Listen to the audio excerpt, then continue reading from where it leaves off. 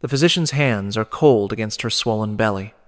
Petronia is 22 years old, and she has learned to keep her face empty when men touch her, to retreat to a place inside her mind where their hands cannot reach. But this examination is different. This examination has witnesses. This examination will determine something that she does not yet fully understand, but that makes the other household slaves look at her with expressions she cannot read. Pity, perhaps, or relief that it is her and not them. The examination room is a small chamber off the main atrium of the Villa Serviliana, 12 miles outside Rome on the Via Appia. Morning light filters through a single high window, casting a rectangle of gold across the stone floor. The air smells of the olive oil the physician uses to smooth his movements, mixed with the herbs burning in a bronze dish meant to purify the space. Petronia can hear birds singing in the garden beyond the walls, their song obscenely cheerful against the tension that fills this room like smoke. Her master stands against the far wall, arms crossed, watching the examination with the same expression he wears when inspecting livestock at market. Gaius Servilius Vatia is 43 years old, a man of medium height and unremarkable features whose ordinariness conceals a mind that has turned the management of human property into something approaching art. He does not look at Petronia's face. He has not looked at her face in the 7 months since she was brought to his chamber, since the night that created the life now growing inside her. He looks at her belly the way he looks at any investment, calculating returns. 7 months, the physician announces. The child is positioned correctly. Based on the size, I estimate a healthy birth weight. The mother is strong. She should survive delivery without complications. Should survive. The words hang in the air. Petronia has been a slave since birth, the daughter of a slave, the granddaughter of a slave. She has never known freedom, never expected it, never imagined a life different from the one she leads. But she has also never been pregnant before. She has never felt life moving inside her, never experienced the strange doubling of existence that comes from carrying another person within your own body. She has heard stories from older slaves about what happens to pregnant women in Roman households. The stories vary. Some masters value pregnant slaves, protect them, ensure they receive adequate food and rest because the children they carry represent valuable property.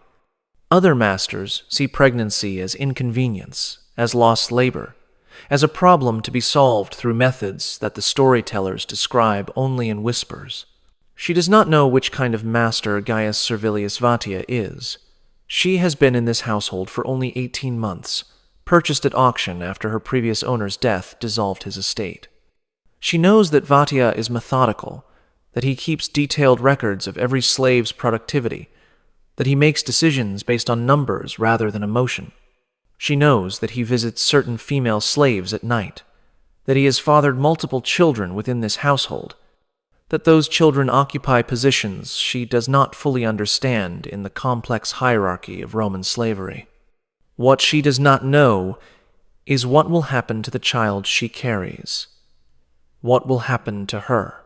The question, Vatia says, speaking for the first time since the examination began, is whether the investment justifies the cost. The physician nods, as if this is a reasonable framework for discussing a human life. The mother's labor value during pregnancy and nursing is approximately 18 months of reduced productivity. Against this, you must weigh the value of Averna at current market rates. Homeborn slaves command premiums of 30 to 40% over foreign captured stock. If the child is healthy and survives to working age, I know the calculations, Vatia interrupts. I've made them many times. What I need to know is whether this particular pregnancy will produce a particular kind of child. Something changes in the room. Petronia feels it before she understands it. The physician's hands pause their examination. The slaves, standing attendants at the door, seem to stop breathing. You want me to determine, the physician begins. The sex. I need to know whether she carries a boy or a girl. The physician hesitates. There are methods, traditional examinations, observations of the mother's appearance and behavior, but none are reliable. The gods alone know. The gods are not managing my household accounts, Vatia says. Tell me your best assessment. The physician looks at Petronia's belly, at her face, at the way she carries the weight. He checks her pulse, examines her eyes, asks her questions about her cravings and her dreams. The examination takes another 15 minutes, while Petronia stands motionless, trying not to think about what the answer might mean. Based on the traditional indicators, the physician finally says, I believe she carries a female. Vatia's expression does not change, but something shifts in his posture, a subtle relaxation that Petronia recognizes as satisfaction. He had hoped for this answer. A female child means something to him that a male would not. Good, he says. Continue monitoring her through delivery. I want weekly reports on her condition. Ensure she receives adequate nutrition, but do not coddle her. I need her back at full productivity within 3 months of birth. He turns and walks out of the room without another glance at Petronia. The physician begins packing his instruments. The attending slaves resume their duties. The examination is over. But Petronia remains standing where she was told to stand, one hand resting on the curve of her belly, wondering why her master wants a daughter, wondering what plans he has already made for a child not yet born, wondering whether the life inside her is a blessing or a curse, an opportunity or a sentence. She will learn the answers to these questions over the coming months. She will learn things about Roman slavery that the histories preferred not to record, that the marble monuments and heroic statues chose to ignore, that the civilization still celebrated as the foundation of Western law built its wealth upon, while pretending it did not exist. She will learn what Roman masters did to the female slaves who became pregnant with their children. And she will learn why so many women in her position prayed not for safe delivery, but for miscarriage. What you are about to learn has been systematically sanitized from the history of Rome that most people know. The textbooks discuss slavery in the abstract, mentioning numbers and economic impacts while avoiding the intimate realities that made the system function. The marble statues in museums do not depict the slave quarters where human beings were bred like livestock. The legal codes that scholars praise as foundations of justice do not advertise the provisions that gave masters absolute power over children they fathered with their own property. Tonight, you will learn what that power actually meant. How Roman law created a system where men could father children with enslaved women and own those children as property. How the principle of partus sequitur ventrum, the offspring follows the womb, transformed motherhood into a mechanism of perpetual enslavement. How masters made calculated decisions about which pregnancies to allow and which to terminate, based purely on economic analysis.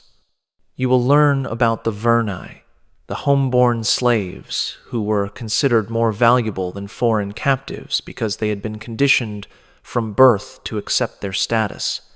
You will learn why masters specifically sought to impregnate their most intelligent, most attractive, most capable female slaves, and what they did with the children who resulted. You will learn about the breeding programs that some households operated with the same systematic attention they applied to horse breeding or cattle improvement. You will learn about the quotas that certain estates imposed on their female slaves, the penalties for failing to conceive, the rewards for producing valuable offspring. You will learn what happened to children who were deemed unsuitable, defective, or simply inconvenient.